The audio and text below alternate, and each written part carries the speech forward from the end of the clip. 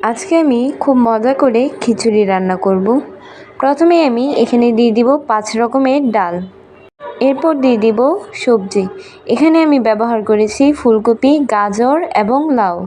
এরপর দিয়ে দিব লবণ, দিয়ে দিচ্ছি তেজপাতা, আদা রসুন বাটা, হলুদ গুঁড়া, ধনিয়া গুঁড়া এবং মরিচ গুঁড়া। এরপর আমি ভালোভাবে তেল দিয়ে এটাকে ভালোভাবে মেখে নিব। দিয়ে দিব গরম পানি।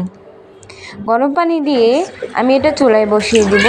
এরপর আমি তেল গরম করব এবং সেখানে দিয়ে দিচ্ছি মরিচ, সাথে দিব পেঁয়াজ, তেজপাতা। এরপর ভেজে নিয়ে তা আমরা খিচুড়িতে দিয়ে দিব এবং মিশিয়ে নিব।